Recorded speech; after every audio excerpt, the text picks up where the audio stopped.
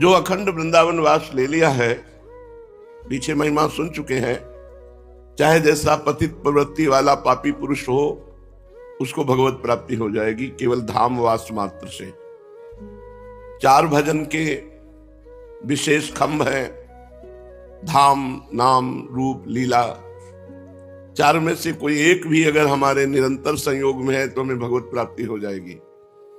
लीला में प्रवेश पाना बड़ा कठिन है, रूप का निरंतर ध्यान रखना बड़ा कठिन है, और नाम भी निरंतर चलाना कोई साधारण बात नहीं है। लेकिन धाम में पड़े रहना यह भगवत कृपा से सहज में हो सकता है। पर धाम में रहते हुए यदि ब्रज 84 कोष के अंतर्गत किसी ब्रजवासी के प्रति अपराध बन जाए, स्वानंद सच्चिद घन रूपता मति, तुम्हारी बुद्धि में बात बैठ जाए कि यहां वृंदावन में जितने जंतु हैं, पशु पक्षी हैं, ये सब भगवत स्वरूप है, फिर मनुष्य स्वरूप में जो ब्रजवासी जन है, इनकी रहनी को ना देखे, वो क्या कर रहे हैं, क्या कह रहे हैं, कैसे रह रहे हैं, ये नहीं देखना।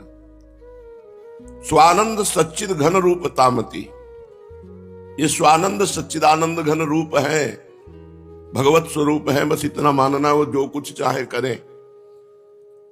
अगर हम उनके प्रति अपराध बुद्धि कर लेते हैं, यावन्न वृंदावन वासी जंतुष तावत प्रविष्टोपि न तत्व विंदते तथोपराधात पदवीं परात्परम। यद्यपि वृंदावन अखंडवास परात्पर पदवी को प्रदान करता है, पर कोई अगर ब्रजवासी वृंदावनवासी पर दोष दृष्टि कर ले तो जब तक इस अपराध का मार्जन नहीं होगा तब तक वो परात्पर परम पद को नहीं प्राप्त हो पाएगा। काहे को अपना घाटा करे, तेरे भावे जो करे, भलो बुरो संसार, नारायण तू बैठ के अपनो भवन बुहार। हमारी ही इतनी कमियां हैं कि जिंदगी व्यतीत होती जा रही है, हम अपनी कमियों को नहीं दूर कर पा रहे, फिर हम दूसरे के दोष दर्शन क्यों करें, दूसरे की निंदा क्यों करें, दूसरे की निंदा क्यों सुने। हम अच्छे हों तो बात है, ईमानदारी से देखो, अगर हमारी कमियां प्रकाशित हो जाए तो कोई हमसे बात न करे।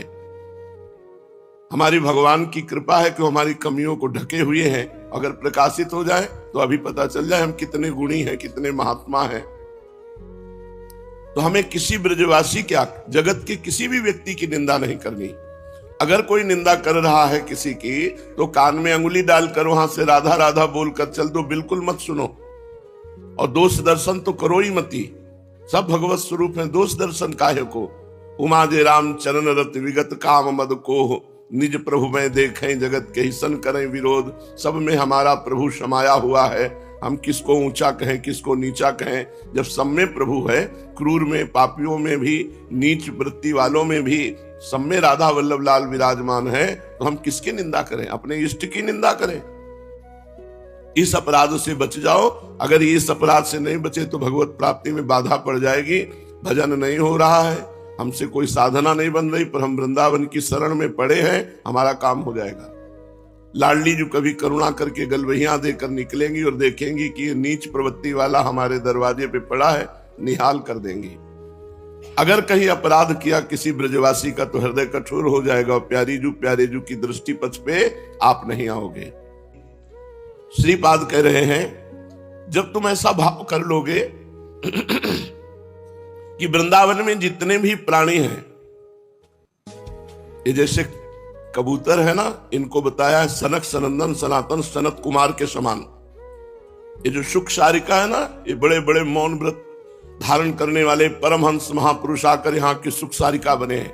यहाँ के जो कुत्ता है ना, ये बड़े बड़े महात्मा हैं। आप ये मत समझो कि कर्म भोग करने के लिए ये जीव कुत्ता बना हुआ है। हरिराम व्यास जी आचार्य हैं और वो कह रहे हो मन वृंदावन को श्वान।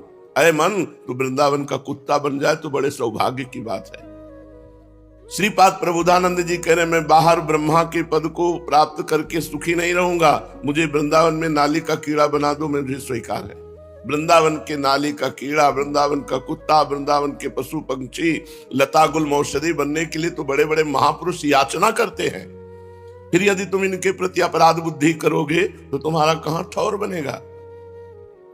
यदि वृंदावन में जितने भी जड़ चेतन हैं इनको सच्चिदानंद स्वरूप मानोगे और निष्कपट भाव से इनके प्रति नमन बुद्धि रखकर बात करोगे, ब्रजवासी हैं, वृंदावन वासी हैं, चाहे कोई भी जीव जंतु हो, बड़े भाव से आदर के साथ उसको, ऐसा नहीं कि कुत्ता है डंडा लेकर मारो। हटाना है तो हाथ जोड़ो, पहले मन से प्रणाम करो, फिर डंडा लेके हटाओ। उनको ऐसे अपमानित मत करो, ये सब महापुरुष हैं। अगर आपको ऐसा है कि भय लग रहा है, डंडा लेके हटाना ही है, तो पहले मन से प्रणाम करो, चाहे बंदर हो, चाहे कुत्ता हो, चाहे पशु पक्षी हो, फिर डंडे का प्रयोग करके भगाओ। पहले प्रणाम करो, प्रभु आप इस रूप में हो नाथ, मैं डर रहा हूं, इसलिए मैं डंडा लेकर आपको भगा रहा हूं। ये भगवान के निज जन है, ये सच्चिदानंद रूप है। निष्कपट भाव से यदि ऐसी बुद्धि करोगे तो तुम राधा प्रिय हो जाओगे और राधा किशोरी की सेवा के योग्य सहचरी रूप की प्राप्ति हो जाएगी। यहां कुछ कठिन नहीं है, ये वृंदावन धाम है। जो वृंदावन के जड़ चेतन में भगवत बुद्धि करता है, इतने मात्र से किशोरी जी का कृपा कटाक्ष प्राप्त करने का अधिकारी हो जाएगा और श्री जी के श्रीअंग सेवा में पहुंच जाएगा। सहचरी वपु धारण कर। गुरुदेव भगवान ने कहा कि बाहर से उड़कर पक्षी वृंदावन में आ जाए और अखंड वास करके यहीं मर जाए तो वो सहचरी रूप को प्राप्त होता है। बोलो पक्षी क्या साधना करेगा, वो धाम की कृपा से सहचरी वपु प्राप्त कर लेगा। हम तो मनुष्य शरीर से कुछ न कुछ राधा हरि जपते ही है। वृंदावन वास करोगे, कुछ न कुछ तो भजन करना ही पड़ेगा, और नहीं अगर हो पा रहा तो धाम वास रूपी परम भजन तो हो ही रहा है, तो हमको सहचरी रूप की प्राप्ति निश्चित होगी। राधा प्रिय सेवी रूपा। बस वृंदावन वासी के प्रति अपराध भाव न करो। जितने भी धर्म है, कर्म है, सबका सार है प्रेम। श्रीधाम वृंदावन प्रेम समुद्र है। श्रीधाम वृंदावन नित्य विहार रस भजन की भूमि है। सर्व सिद्धैक सारम, समस्त सिद्धियों को प्रदान करने वाला श्रीधाम वृंदावन है। सकल महिमा सारम, जितनी भी पुरिया धाम सबकी महिमा है, उनमें सर्वश्रेष्ठ वृंदावन धाम प्रेम धाम है। समस्त महिमा और समस्त माधुर्य भजन का सार समुद्र श्रीधाम वृंदावन है। याचना करो कि तुम्हें वृंदावन वास का सौभाग्य प्राप्त हो। हरिराम व्यास जी एक पद में कहते हैं कि यदि मुझे वृंदावन वास करने को मिल जाए, रूखा सूखा खाकर यहां धाम में पड़ा रहूंगा, साधु महात्माओं की संगति करने को मिलेगी, प्रेमी जनों का संग करने को मिलेगा, भगवान की चर्चा मिलेगी, इसलिए हे कृपालु राधापति मेरे तन को वृंदावन में वास दे दो। मेरा शरीर कभी वृंदावन की रज से बाहर न जाए। सच्ची मानिए, बड़ा सौभाग्य है जिनके मन में बात बैठ गई कि ये सब बाहरी बातें हैं, 4 दिन के बाद तो मर ही जाना है। कितना भी कमा लो, कितना महल बना लो, कितना बैंक बैलेंस कर लो, यहां से कुछ ले जाओगे क्या? नहीं। तो चलो वृंदावन अखंड वास करते हैं, प्रिया प्रीतम का भजन करके आवागमन चक्र को नष्ट कर देते हैं। मेरे शरीर से और वृंदावन से कभी बिलगाव न हो, कभी वियोग न हो, अर्थात अखंड वृंदावन वास हो। और वृंदावन वास का लाभ, अरु यह साधु संग जिन छूटो, कभी संतों का संग न छूटे, सदैव हमें सत्संग प्राप्त रहे। सत्संग जैसे रोज हम मकान पे झाड़ू पोछा लगाते हैं तो चमकता है आंगन, ऐसे हमारे इस शरीर का हृदय रूपी आंगन रोज सत्संग सुनते हैं तो इसके मलों का नाश होता है, अज्ञान अविद्या के, और नया उत्साह भजन का और भजन की सावधानी का, सिद्धांतों का हमारे हृदय में प्रकाश होता है। सबसे दुर्लभ है साधु संग। अगर साधु संग नहीं मिला तो वृंदावन रहते हुए भी रंग नहीं आएगा, अपराध बन जाएगा।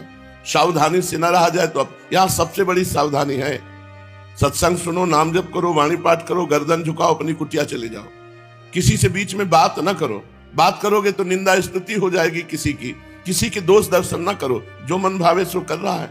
भगवान सबके रक्षक हैं, भगवान सबके स्वामी हैं, हम तो दास हैं। प्रणाम किया चल दिया, जो गलत कर रहा है उसको भी प्रणाम किया चल दिया, ना उसकी चर्चा की ना उसका चिंतन किया कि ये गलत कर रहा, ना गलत कर रहा, भगवान जाने। प्रभु जिसको जैसे चला रहे हैं वो चल रहा है, हमें जैसे चला रहे हैं हम चल रहे हैं। ब्रजवासियों से दुलार हो, बहुत प्यारे हैं ब्रजवासी जन, भगवान के पार्षद हैं, बड़े कृपालु हैं। केवल इनकी वाणी भले कठोर नजर आवे, बोलने का जो इनका अभ्यास है वो थोड़ा कठोर नजर आएगा, लेकिन हृदय इनका बहुत प्रेमी है। वाणी से हो सकता है तू तय अरे ऐसे बात करने का स्वभाव है, यहाँ की भाषा ही है, तू तय से बात होती, चाहे जितना बड़ा सम्माननीय व्यक्ति हो, ये जब बात करेंगे तो तू शब्द का प्रयोग होगा, तय शब्द का, ये ब्रज भाषा के अंतर्गत है। तो ऐसा लगेगा इनका बोलना कठोर है, लेकिन हृदय के बड़े प्रेमी हैं। यहाँ के जितने भी पुराने संत हुए हैं सब ब्रजवासियों की चरण धूलि माथे पे धारण किए हैं, सब ब्रजवासियों के अन्न का महत्व रखा है, सब ब्रजवासियों को सम्मान करते रहे हैं। इनके सामने कभी ऐसी अहंकार भरी वृत्ति नहीं रखनी चाहिए कि तुम ब्रजवासी तो हम भी तो ब्रजवासी हैं। नहीं, हम तुम्हारी कृपा से ब्रजवासी हैं, हम तुम्हारी चरण रज की आशा रखते हैं, हम तुम्हारे कृपा कोर की आशा रखते हैं, हम आपकी ही कृपा से ब्रजवासी हैं। आप तो भगवत कृपा से ब्रजवासी हो, हम आपकी कृपा से ब्रजवासी हैं, आपकी चरण रज की अभिलाषा। जब उद्धव आदि ब्रजवासियों की चरण अभिलाषा करते हैं, ब्रह्मा शिव आदि, तो अपने लोग तो बहुत क्षुद्र जीव हैं। कभी ब्रजवासियों से अकड़ कर ऐठ कर ना बोलें कि हम भी तो ब्रजवासी हैं। नहीं, संतों का संग और ब्रजवासियों से प्रेम और वृंदावन का अखंड वास, अरे बस बात बन गई। हे हरि, आप बड़े करुणामय हो, आप कृपा करके मुझे प्रिया प्रीतम से मोह करा दो। मोह जैसे अपनी माँ से होता है, पिता से होता है, पुत्र से होता है, पत्नी से होता है, मित्र से होता है, अपने शरीर से होता है, ये सब जगह से हट जाए मोह और केवल प्रिया प्रीतम से लग जाए, उसी को प्रेम कहते हैं। सबकी ममता ताग बटोरी, मम पद मनहि बांधि बर डोरी। सब जगह से मोह हट जाए। हे हरि, ऐसी कृपा करके हमारे हृदय में वृत्ति प्रकट कर दो कि केवल राधा वर से मोह हो, केवल राधा पति से मोह हो, केवल प्रिया प्रीतम से मोह हो, और विषयी पुरुषों का संग और विषय भोग और कनक कामिनी, इनसे हमें निर्मोह कर दो।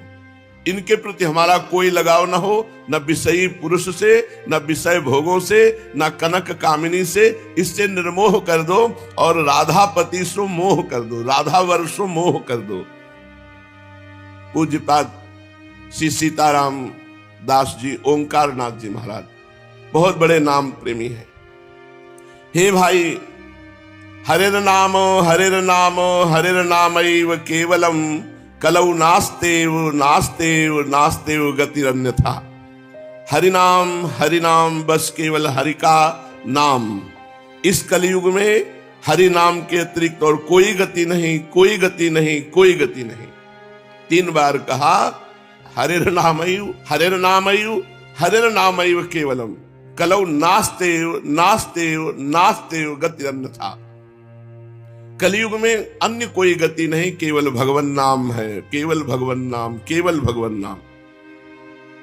ये त्रिवार परम सत्य प्रमाणित करने के लिए कहा जाता है। कोई बात कही जाए तो त्रिवाचा कही जाती, 3 बार बोलो, अर्थात परम सत्य बात हो जाएगी अगर 3 बार बोलोगे। हे प्रीतम, तुम नाम ले लो, ये मेरा त्रिवार निर्देश है। नाम ही ईश्वर है। जिज्ञासु भक्तो, ये शपथ पूर्वक श्री कृष्ण द्वैपायन व्यास देव जी ने कहा कि हरिर नाम हरिर नाम हरिर नामैव केवलम कलौ नास्तेव नास्तेव नास्तेव गति अन्यथा। केवल हरि नाम, केवल हरि नाम, केवल हरि नाम, इस कलयुग में गति है। नाम के अतिरिक्त कोई गति नहीं है, कोई गति नहीं है, कोई गति नहीं है। शपथ पूर्वक 3 बार आश्वस्त करता हूं कि भगवान का नाम ही एकमात्र गति है। भगवान के नाम के सिवाय सतोगुण रजोगुण तमोगुण से बच जाए बहुत कठिन बात है। और इन गुण का चक्कर ऐसा है कि अभी कसम खाया कि ये नहीं करूंगा, और जहां रज और तम मिश्रित गुण आया तो तुरंत कसम भूल जाओगे और वही काम कर बैठोगे। निरंतर नाम जप करने वाले के हृदय में ब्राह्मी अवस्था जागृत हो जाती, भगवदाकार वृत्ति, तुम कृतार्थ हो जाओगे, तीनों गुणों को जीत लोगे। इसीलिए कहा है हरिर नाम हरिर नाम हरिर नाम केवलम। सतोगुण में नाम, रजोगुण में नाम, तमोगुण में नाम जप करो तो गुणातीत हो जाओगे। तुम जो एक भाव में सदैव एक रस में स्थिर नहीं रह पाते हो, सैकड़ों चंचलताएं तुम्हारे को विक्षेप देती हैं। कुछ तो पूर्व जन्मों के कर्म दोषों का परिणाम है और कुछ है वर्तमान के सुने देखे हुए भोगों की चंचलता। तुम मेरा नाम लो, कोई भी कर्म दोष नहीं रह जाएगा। पूर्व जन्म का कोई भी कर्म दोष तुम्हें विक्षेप नहीं डालेगा। मेरा नाम लो, इस जन्म के नाना प्रकार के भोग अपराध की प्रवृत्तियां जो तुम्हें कष्ट देने वाली है, विक्षेप देने वाली है, वो सब नष्ट हो जाएंगी।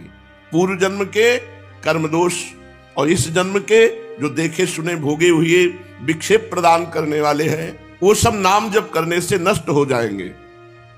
अरे 2 जन्मों की बात ही नहीं कह रहा, पूर्व जन्म और इस जन्म, सहस्त्रों करोड़ों अनेकों जन्मों के पाप आचरण पुण्य आचरण ये सब भस्म हो जाएंगे।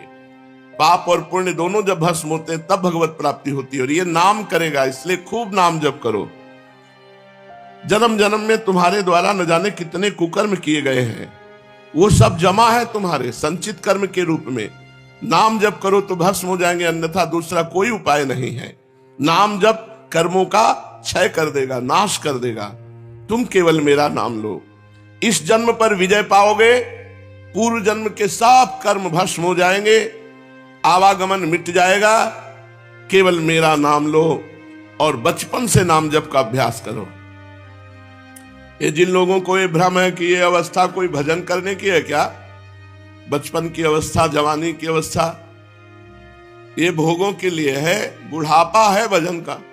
तो किसी बूढ़े से पूछो कितना भजन करते हो, जो बचपन में भजन न किया हो, जवानी में भजन न किया हो। जिसने बाल्यावस्था जवानी में भजन नहीं किया, वो बुढ़ापा में परपंच के सिवा भजन नहीं कर सकता। भजन कोई खिलवाड़ नहीं है। तो पूज्य बाबा कह रहे हैं बचपन से भजन करो। बचपन से माता पिता को चाहिए कि 5 मिनट ही सही अपने बच्चों को बैठा लें। देखो तुम्हारे लिए नाश्ता तैयार कर रहे हैं, तुम 5 मिनट राधा राधा नाम का कीर्तन करो, फिर आप देखना आपके बच्चे कितने उन्नतिशील होंगे। ये जो आप अपने बच्चों को टीवी दिखाते हो, आधुनिकता सिखाते हो और नाना प्रकार की संसारिकता के साज सजाते हो, यही तुम्हारे गले में पैर रखकर मारेंगे। तो हजारों ऐसे संसार में केस हो रहे हैं। ये जो आधुनिकता बढ़ रही ना, अपने बच्चों को माता पिता बालकें बुलावें उदर भरे सोई जतन से। अगर धर्म नहीं सिखाओगे, नाम जप नहीं सिखाओगे, अध्यात्म नहीं सिखाओगे, तो यही तुम्हें डंडों से मारेंगे, यही तुम्हारी जान के घातक बन जाएंगे, राक्षस हो जाएंगे। ये इनके संस्कार डालो, छोटे छोटे बच्चों को बैठा लो, भागवत कथा सुनाओ, रामायण सुनाओ, नाम कीर्तन करवाओ, स्वयं नाम कीर्तन करो, बोलो राधा राधा बोलो, नाम कीर्तन करवाओ, नाम जप करवाओ, तो यही आगे चलकर धर्मात्मा बनेंगे। नाम जापक का हृदय इतना शीतल और द्रवित होता है कि वो ऐसे कठोर बात सोच ही नहीं सकता है।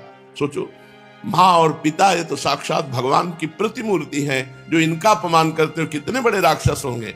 ये कलयुग का प्रभाव है। माँ नहीं मात पिता नहीं देवा और साधुन से करवावें सेवा।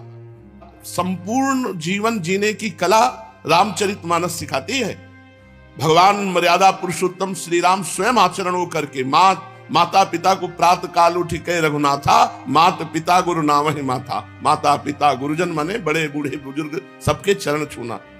अगर आप नहीं सिखाओगे तो थप्पड़ चलाना संसार सिखा देगा, वो आपको खूब अच्छे से पूजेंगे। फिर बाद में चाहिए माता पिता को अपने बालकों को बुलाकर धर्म शास्त्र सुनाए बैठा कर।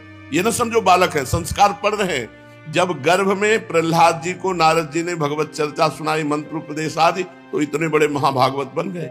आप बाहर बैठाल कर बालकों को यदि नाम जप, नाम कीर्तन, भगवत कथा सुनाओगे तो बड़े अच्छे संस्कार वाले बालक बनेंगे। सच्ची कहते हैं, अपने से बड़ों के सामने ऐसी बात करने को होता है। क्यों? बचपन से संस्कार डाले गए। कभी आंख में आंख मिलाकर बात करने की हिम्मत नहीं अपने बड़ों से, ऐसे ही बात होती है, क्योंकि ऐसा संस्कार डाला गया। अब बचपन से तुम उद्दंडता का संस्कार डालते हो बच्चों में, तो जवान होकर उद्दंड बन जाते हैं। इसलिए बचपन से नाम जप का अभ्यास डालो अपने बच्चों को, तो आगे चलकर वो बहुत अच्छे गृहस्थ बनेंगे।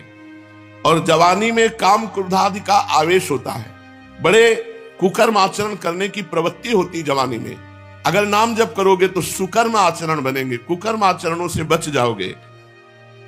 वर्तमान में जो किया जाता है भविष्य वही निर्माण होता है। अगर वर्तमान में आप नाम जप कर रहे हो, भगवत चर्चा सुन रहे हो, संत समागम कर रहे हो, भगवत आराधना कर, भविष्य तुम्हारा परम उज्जवल परम मंगल में।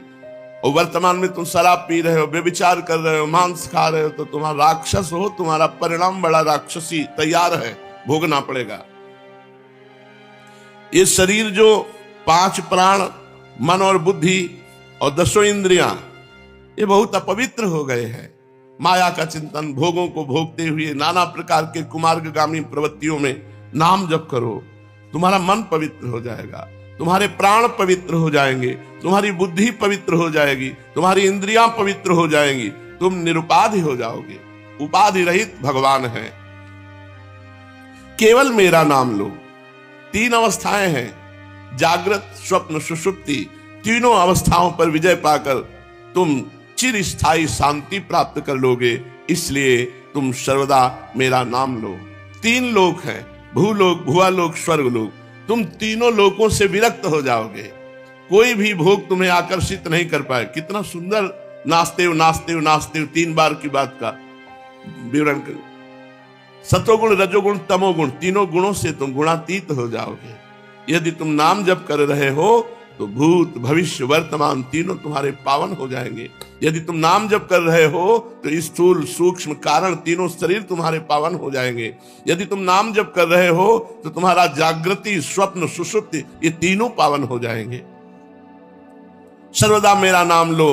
तीनों लोकों में तुम्हारी कीर्ति होगी और तीनों लोकों के भोग तुम्हें आकर्षित नहीं कर पाएंगे। यदि तुम नाम जप करोगे, कोई भी कामना तुम्हें बाधा नहीं पहुंचा सकेगी। लेकिन मनुष्य अपने पूर्व कर्मों से इतना विवश बंधा हुआ है कि वो सुनकर भी नाम जप नहीं करता। नाम जप करे तो कर्म परतंत्रता नष्ट हो जाए, पर वो नाम जप नहीं कर पाता। इतनी कर्म परतंत्रता है कि वो प्रपंच में लगा रहता है, नाम की महिमा सुनकर भी नाम जप नहीं कर पाता। और नाम जप के सिवा कोई इस कलिकाल में माया से मोक्ष नहीं प्राप्त कर सकता।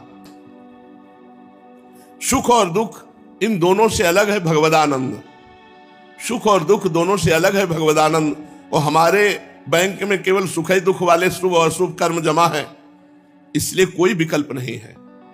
उन कर्मों को जो बैंक में जमा है उनको नष्ट कर दे, जो संचित कर्म कहते, कोई विकल्प नहीं है। एक ही केवल है, नाम जप, नाम कीर्तन। अगर आप नाम जप और नाम कीर्तन के द्वारा उनको नष्ट नहीं किया तो घोर दंड देने के लिए उतावले वो खड़े हैं। कर्म पुराने खत्म नहीं हो पाएंगे, इतने जमा है कि उसमें हम करोड़ों जन्म भोगे तो भी नहीं खत्म होंगे। इसलिए बात मान लो, कोई विकल्प नहीं है, एक ही है, नाम जप करो। फिर भी तुम ये सुनकर हताश मत हो। कलयुग में नाम जप की बड़ी महिमा है, नाम कीर्तन की बड़ी महिमा है। तुम्हारे करोड़ों असंख्यों जन्मों के और वर्तमान के और क्रियमाण जो आगे होंगे, इन सबके फलों को नष्ट कर देगा नाम, और अपना महामहिमा में फल प्रकाशित करेगा परमानंद। ये बहुत बढ़िया बात है। संचित कर्मों को भस्म करके वर्तमान में जो आपके क्रियमाण हो रहे हैं, इनके भी प्रभाव को नष्ट करके प्रारब्ध भोगने की सामर्थ्य देकर नाम तुम्हें निहाल कर देगा। केवल नाम लो, इसलिए त्रिवार कहते हैं, केवल नाम लो। वैखरी, मध्यमा, पश्यंती, नाम जप के द्वारा इन 3 सीमाओं का उल्लंघन करके परावाणी में पहुंच जाओ। निरंतर स्वयं नाम चलने लगेगा। परावाणी में जब नाम होता है तो निरंतर स्वतः होता है। इसलिए इन तीनों पर विजय प्राप्त करो, वैखरी, मध्यमा, पश्यंती। इसलिए त्रिवार कहा। देखो, अखिल विश्व का आदि स्पंदन प्रणव है। ये प्रणव ही मेरा प्रिय नाम। सुषुम्ना में प्रणव ध्वनि के अतिरिक्त अन्य ध्वनि का उद्गम केवल असंभव ही है। आ, उ, मा, इसमें भी 3 है। इसलिए जब तुम नाम जप करोगे तो इन तीनों की अभिव्यक्ति आपके सुषुम्ना में अपने आप हो जाएगी। ब्रह्म सत्य है, ज्ञानमय है, अनंतमय है, शुद्ध है, परब्रह्म है, स्वयंभू है, नित्य है, अविभाज्य है, आनंद है। सत्यम ज्ञानम अनंतम ब्रह्म विशुद्धम परम स्वता सिद्धम नित्यानंदैक रसम प्रत्यग भिन्नम निरंतरम जयति। इसलिए जिसकी जयति है वो परब्रह्म का नाम है। उसी नाम से इस परब्रह्म तत्व की अनुभूति होती है। तुम्हें जो नाम मिला है, तुम खूब निरंतर उस नाम को जप करो, जिससे परब्रह्म परमात्मा की प्राप्ति हो जाएगी। त्रिगुणमयी माया से मुक्त हो जाओगे। आपको सच्ची बात कह रहे हैं। कलिकाल का ऐसा प्रभाव है कि आचार्य और गुरु चरणों में वह प्रीति जो होनी चाहिए वो ना होने के कारण आराध्य देव का दर्शन, आराध्य देव की लीला में प्रवेश, ये बड़ा दुर्लभ विषय हो गया है। जहां कहीं भी दिव्यता पाई गई है वो गुरु अधीनता, आचार्य अधीनता में पाई गई। बड़े दिव्य दिव्य महान पुरुषों के पावन चरित्रों का गायन श्री नाभाजी महाराज कर रहे हैं। गुरु चरण आसक्त, गुरु कृपा पात्र तो दिव्य दिव्य महापुरुष आते हैं और अपने चरित्र बताते हैं और फिर नाभाजी उसको लिखते हैं। जहां भी दिव्यता देखी गई वो गुरु प्रसाद से देखी गई। साधना में इतनी सामर्थ्य नहीं है। यह गुण साधन ते नहीं हुई। जो आचार्य चरणों की ठसक में रहता है उसे इष्ट चरणारविंद स्वाभाविक प्राप्त हो जाते हैं। इसलिए भूरी सखी जी अनन्य हित उपासक, उसी हित उपासना में अत्यंत दैन्य होकर स्वामिनी जी से पुकार कर रही हैं, हे स्वामिनी जी, हे छबीली राधा, हम पर कृपा कर दो, हमारी विनय सुनो। जो पूरा जीवन निकल गया और भगवत प्राप्ति का उपाय नहीं किया, हरि प्राप्ति का भजन नहीं किया, साधन नहीं किया और विषयों में रमण करते हुए जीवन बीते, वो अभागी। सुनो उमाते लोग अभागी। कौन? बोले जो हरि तज होए विषय अनुरागी। जो भगवान के भजन को छोड़कर भोगों के चिंतन में, भोगों के भोगने में लगे, वो अभागी। बुरी सखी कह रहे यद्यपि मैं सब भांति अधम और अभागी, पर कृपा हो गई। रास्ते में ठोकर खा रहा था, पड़ा हुआ एक जंग लगा लोहा, पारसमणि की कृपा हो गई, स्पर्श हो गया तो सोना बन गया, वो कीमती हो गया, वो आभूषण देव शरीरों पर धारण करने योग्य बन गया वो। ऐसे ही यद्यपि मैं सब भांति से अधम हूं, अभागी हूं, पर आपकी कृपा हो गई। हे हित सजनी जू, आपकी कृपा हो गई तो प्यारी जू के चरणों में शरणागति हो गई। सच्ची मानिए, सच्ची मानिए, बहुत बड़ी हमारी विजय हो गई। ऐसा उदार दानी तिहारे आगले पाछले अपराध हरिवंश खेवी। ऐसे गुरुदेव हैं हमारे, ऐसे आचार्य। पीछे जो हो गए वो तो नष्ट ही हो जाएंगे, चिंता ना करो। अगर आगे भी हो गए तो हम उसको देख लेंगे, तुम चिंता मत करो। बहुत करुणा, बहुत करुणा। तिहारे आगले पाछले अपराध हरिवंश खेवी। और महिमा तेरी कहा कहूं श्री हरिवंश दयाल, तेरे द्वारे बटत है सहज लाडली लाल। सहज शब्द है, साधना नहीं, तपस्या नहीं, योग नहीं। बोले तेरे द्वारे बटत है सहज लाडली लाल। सहज में जो झोली फैलाकर इनके द्वार में खड़ा हो गया तो प्रिया प्रीतम झोली में आ गए। ऐसा ही हुआ, प्रिया प्रीतम आ गए। हमारे भाग्य कहां ऐसे कि निरंतर वृंदावन वास करते हुए प्रिया प्रीतम के चिंतन में वृत्ति पहुंच जाए। ये तो केवल आचार्य कृपा, हित कृपा। मैं तो अभागी अधम, पर कृपा हो गई हमारे ऊपर। अब हे लाडली, आपकी शरण में आ गए। अब मेरी आयु, मेरी प्रत्येक श्वास केवल आपके स्मरण में बीती थी। समस्त शास्त्र, समस्त महापुरुषों की वाणी और बड़े बड़े संतों की दिनचर्या जीवनी, उनसे संभाषण और स्वयं के हृदय का अनुभव।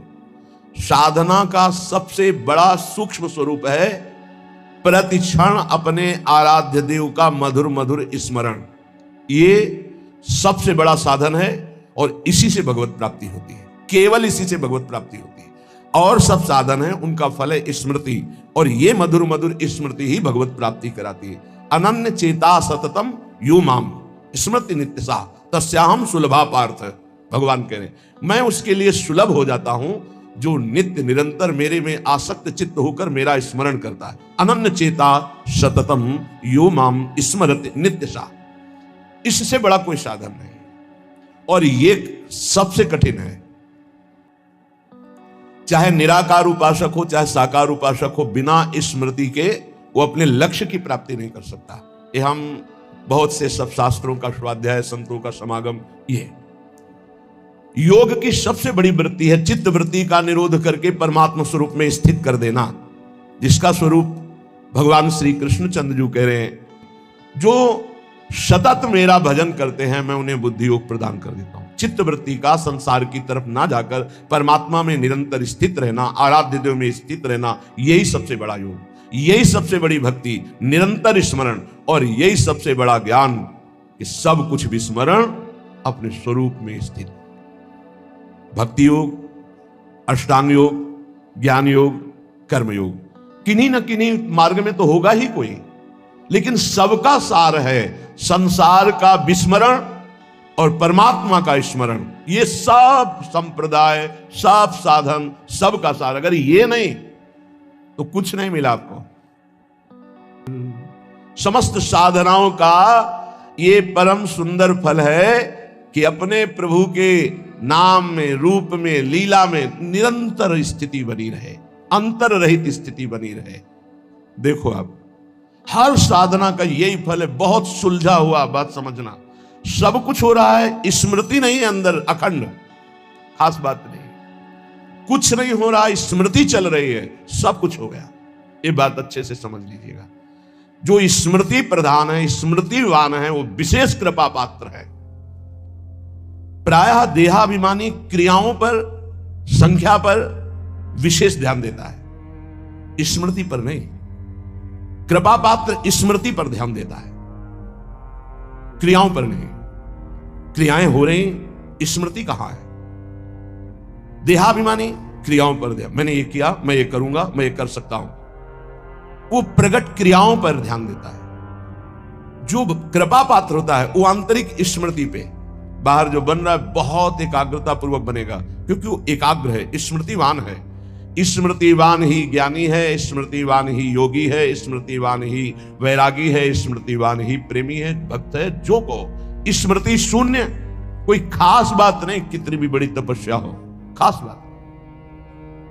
ज्ञानी आत्मरति, भक्त इष्टरति, योगी स्वरूप में स्थित समाधिस्थ, उठते बैठते चलते फिरते। अगर यह समाधि नहीं प्राप्त है तो संप्रज्ञात समाधि, जो संकल्पित समाधि, उसका कोई महत्व नहीं। 8 घंटे समाधि, फिर बहिर्मुख बहिर्दशा में उठते बैठते चलते फिरते असंप्रज्ञाति विचक्षणा समाधि, संकल्प रहित निरंतर परमात्म स्वरूप में स्थित, ये स्मृतिवान। हर उपासक स्मृति पर जोर दे, कोई इसमें मेहनत की बात नहीं है, इसमें महत्व की बात है। यदि आप देह का महत्व रखते हैं तो भोगों की स्मृति स्वाभाविक होती है। यदि आप प्रभु का महत्व रखते हैं, भगवत स्मृति स्वाभाविक होने लगेगी। स्वाभाविक, जैसे हम विषयों की स्मृति करते नहीं, वो बसी हुई माला चल रहा है, स्मृति भोगों की हो रही। आरती पूजा क्रियाएं भागवतिक हो रही, स्मृति पदार्थों की भोगों की हो रही। नाना प्रकार का भोगाकर्षण का स्मरण हो रहा है, उसे स्मृति कहते हैं, जो अंदर अंदर होती है। स्मृतिवान ही महान पुरुष हो सकता है, स्मृतिवान ही दिव्यता को प्राप्त होता है। इसलिए स्मृति को, महाउज्ज्वल परम धाम वृंदावन जिनको मिल गया, अब क्या मिलना बाकी रह जाएगा? बहुत बड़ी ये प्रेम सिद्ध भूमि है, यहां वास मात्र करने से भगवत प्राप्ति है। संपूर्ण प्रकृति स्थूल सूक्ष्म कारण इसका जो उल्लंघन कर जाते हैं, वो ब्रह्म ज्योति में प्रवेश करते हैं। त्रिगुणात्मिका माया पर जो विजय प्राप्त करते हैं, वो ब्रह्म तेज में लीन होते हैं। उससे भी परे जो एकांतिक भगवत प्रीति संपन्न है, उनका वैकुंठ में प्रवेश होता है। उससे भी उच्चतर और भगवान की विभिन्न लीला धाम है, उससे भी उच्चतर ये महाप्रेम रस समुद्र वृंदावन धाम है। ये सर्वोपरि उज्जवल प्रेम रस प्रदान करने वाला। यदि तुम्हें वृंदावन मिल गया तो अब कुछ भी मिलना बाकी नहीं रह जाएगा। इसलिए मैं वृंदावन की कृपा से वृंदावन की महिमा को जितना जान रहा हूं, श्रीपाद कह रहे हैं, यहां के किसी भी जीव का अपमान मत करना। यहां का अगर कीड़ा भी दिखाई देगा तो मैं माथा रख करके उसको दूर से पंचांग प्रणाम करूंगा कि तू धन्य है, वृंदावन में कीड़ा बना, मेरी स्वामिनी के महल का है। बहुत ध्यान देने, किसी की निंदा या अपमान या प्रहार दंड देना, ये तो बहुत बुरी बात है। यहां छोटे से छोटे जिसे तुम निम्न कोटि का जीव समझ रहे हो, बड़ा भारी परमहंस महात्मा बना हुआ है। वंदे वृंदावन गतमहं भक्ति भारावनम्रो धन्याग्रण्यम क्रमिमपि। यहां वृंदावन के क्रमी को मैं प्रेम भार से झुककर मस्तक रखकर प्रणाम करता हूं, क्योंकि प्रियाजू के महल का है। किंतु संस्थान त्रणाय मन्ने ब्रह्मादिक सुरगणान किम बहुक्त्या ममेयम। बड़े बड़े देवता देवराज इंद्र ब्रह्मादि को भी मैं तिनके से बड़ा नहीं समझता हूं। ये अभिमान नहीं है, ये स्थिति है। देवराज इंद्र और ब्रह्मा पद को भी मैं तिनके से बड़ा नहीं समझता हूं, क्योंकि आप ब्रह्म स्तंभ पर्यंतम सर्वम मायामयम जगत, तिनका और ब्रह्मा दोनों माया से ही रचे हैं। ब्रह्मादि देवताओं को, इंद्रादि देवताओं को मैं तृण से अधिक नहीं अर्थात तृण के समान मानता हूं। स्वामी श्री हरिदास जी के लिए भी आया है, सुरपति नरपति लोकपति जिनके भावे घास घास रहे परम आनंद में तज सभी की आस। पर वृंदावन के मैं कीड़े को भी मस्तक रखकर जमीन पे प्रणाम करता हूं, बाहर के भी देवराज इंद्र या ब्रह्मा पद को मैं तिनके के समान समझता हूं। ऐसा आया है रसिकों के लिए कि 7 गांठ कौपीन में इंद्र बापुरो कौन, बेचारा इंद्र उनके सामने क्या, किनके सामने, बोले जिनकी लंगोटी भी 7 जगह से सिली हुई या गांठ लगी हुई है, सही लंगोटी भी नहीं है, पर प्रिया प्रीतम के अनुराग में तो बोले इंद्र बापुरो कौन, बेचारा इंद्र क्या है उनके सामने।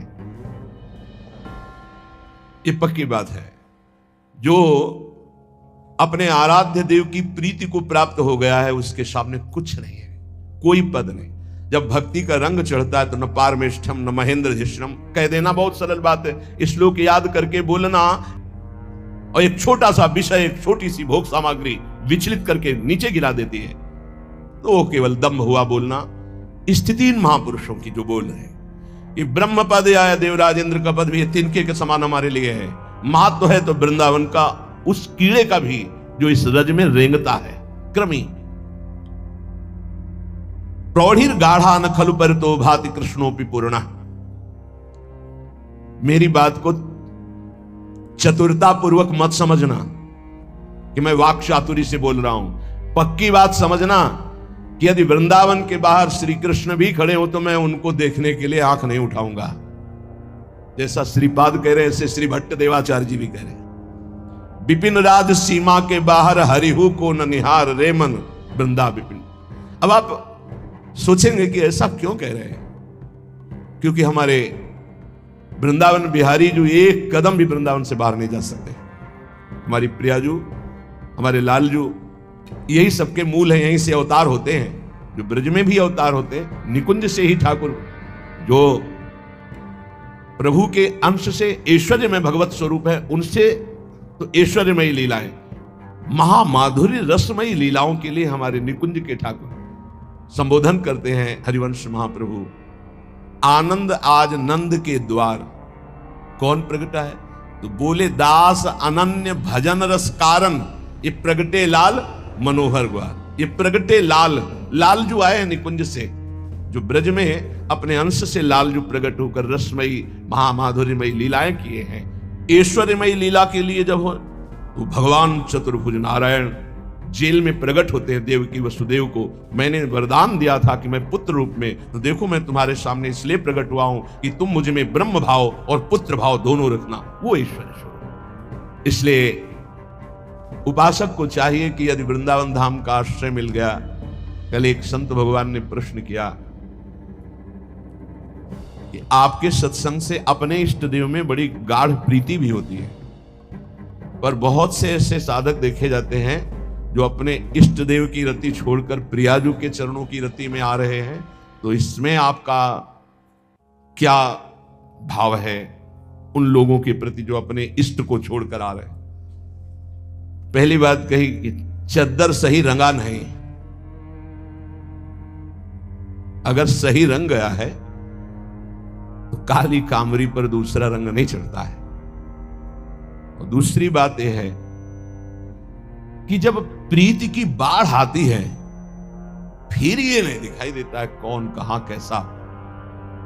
फिर तो प्रेम में ऐसी उमगन होती है और सर्वस्व त्याग कर आगे बढ़ता है। हमारे आचार्य चरण कहते हैं जो अवतार लीला भगवान ने की, उन अवतार प्रभु के जो सुंदर रूप, सुंदर लीलाएं, सुंदर गुण, सुंदर महिमा, उनका जो भजन करते हैं, जब वो नित्य बिहारी श्यामा श्याम की प्रेम लीला के रसिकों का संग पा गए तो ऐसी उमगन होती कि वो अपनी उपासना छोड़कर उनके रंग में रंग जाते हैं। हरिवंश महाप्रभु कहते हैं वो अनन्य रामोपासक थे। तो उनका ये बात बहुत जोर की लगी कि शायद वो अपने इष्ट में प्रीति नहीं कर पाए, इसलिए ऐसा हो गया। उनका ऐसा भी नहीं, प्रेम की उमगन घसीट लेती है। का ऐसा कैसे हो सकता? उनका ऐसे हो सकता है जैसे तुलसीदास जी और नंददास जी सगे गुरु भाई हैं। तो जब नंद नंदन ललित त्रिभंगी मुरली मनोहर की रूप की चपेट पड़ी तो नंददास जी आसक्त चित्त होकर नंद नंदन की उपासना में तन्मय हो गए। तिलक बदल गई, छाप बदल गई, आराधना बदल गई। तो गोस्वामी जी ने पत्र में लिखा कि गुरु भाई, हमारे राम जी में क्या कमी थी जो श्याम जी के भजन में डूब गए? तो उनका भैया यहां कमी की कोई बात नहीं थी। हे बावरा मन बंसी की तान सुनकर लुट गया। अब क्या कहें हम। और फिर गुरु जी ने भी कुछ सोच विचार के ही हमारा नाम नंददास रखा था, इसीलिए नंद नंदन ने मुझे अपना दास बना लिया, चित्त का आकर्षण कर लिया। अरे बड़े बड़ों के हृदयों में इस रूप माधुरी ने अपना प्रभाव दिखा दिया। ये ऐसा रस है, सच्ची कहते हैं, ये ऐसा रस है कि ज्ञान मार्ग, योग मार्ग, भक्ति मार्ग, कर्म मार्ग, विषय मार्ग, किसी भी मार्ग का जीव एक चपेट मारी और अपना बना लिया। तुलसी घाट में 80 घाट के बिल्कुल समीप है। आज भी वो पीपल का वृक्ष विराजमान होगा, क्योंकि पीछे ही हमको दिखाया गया था कि ये अभी विराजमान है। अब तो बहुत सुंदर निर्माण वहां हो चुका है, पहले रज का ही सब 80 घाट पूरा रज का ही था। ध्यानस्थ बैठे हैं, चलो रास, बस वहीं से ऐसा परिवर्तन हुआ। अब हमसे पूछा जाए कि आपको क्या ब्रह्म ज्ञान में तृप्ति नहीं मिली क्या? आपको क्या अपने साधन या आचार्य निष्ठा में जैसी हरिवंश महाप्रभु में निष्ठा है, पक्की तुम्हें बता दे, क्योंकि बच्चापन से जो निष्ठा पड़ती है वो निष्ठा कभी फिसलती नहीं, ध्यान रखना। आद्य गुरु भगवान शंकराचार्य में जो निष्ठा जैसी थी वैसी ही आचार्य चरणों में निष्ठा है, जैसी आचार्य चरणों में निष्ठा वैसी आचार्य चरणों में थी। क्योंकि आचार्य चाहे 100 रूप धारण कर ले, लेकिन तत्व तो वही होता है। जब जब होए धर्म के हानि, तब तब तम धरि प्रगटत आनि, जानी और दूजो नहीं। तृप्ति, न भूख की चिंता, न प्यास की चिंता, न वर्षा की, न गर्मी की, किसी भी, न सर्दी की, कोई व्यवस्था नहीं। घाटों में तो बिना आनंद के घाटों में रहते थे क्या? लेकिन ये है आनंद ऐसा कि हमारा तो बात जाने दो, श्रीपाद प्रबोधानंद जी महाराज जो हजारों सन्यासियों के गुरु थे, हम तो उस मार्ग के पथिक थे। ये तो अद्भुत उस मार्ग को प्रदान करने वाले थे जिनका आप ये वृंदावन महिमामृत सुन। कितने ऐसे परमहंसों के चित्तों को बलात् अपनी रास विलास में आकर्षित करके रस समुद्र में डुबो दिया, आज तक नहीं उछरे, आज तक नहीं उछरे। ये रस अगर श्री जी की कृपा से आपको वृंदावन का आश्रय, वृंदावन का वास, वृंदावन की उपासना, राधा नाम में प्रीति, आप ये समझ लीजिए कि चरम अवस्था में पहुंच रहे हैं। चरम अवस्था की उपासना आपको अहेतुकी कृपालु श्री लाडली लाल ने दे दिया। अब ये कि आपको जैसे दिखाई नहीं दे रहा है चरम अवस्था, तो आपको समझ में नहीं आएगा। जैसे दूर की वस्तु कोई जहाज में बैठे हुए दूर से देख लेता दूरबीन से, ऐसे ही कृपा में बैठा हुआ उपासक कृपा प्राप्त नेत्रों से देख लेता है बड़ी दूर की वस्तु कि कितनी ऊंची वस्तु हमको दी गई। उपासक ऐसे ही वस्तु विचार वर लखे आप उरैन हृदय के नेत्रों से बैठे बैठे लाखों हजारों के बीच में भी राय गुणन के बीच, सतोगुण रजोगुण तमोगुण माया के बीच में रहता हुआ गुणन आसक्त ना आवे, त्रिगुणातीत अवस्था को प्राप्त वो महापुरुष अपने हृदय के नेत्रों से महामाधुर्य रस का अवलोकन करता है। कोई भी द्वंद्व उसका स्पर्श नहीं कर सकता, प्रकृति और पुरुष दोनों से परे। यद्यपि प्रायः दो का ही वर्णन होता है, प्रकृति और पुरुष, लेकिन यहां कह रहे ये प्रकृति और पुरुष दोनों से परे परम उज्जवल महामाधुर्य रस को वो रसिक अनन्य अपने हृदय की दूरबीन से हर समय देखता रहता है, प्रकृति और पुरुष दोनों से परे। तभी कहते हैं विपिन राज सीमा के बाहर हरिहु को। ये एक अद्भुत रस है वृंदावन का।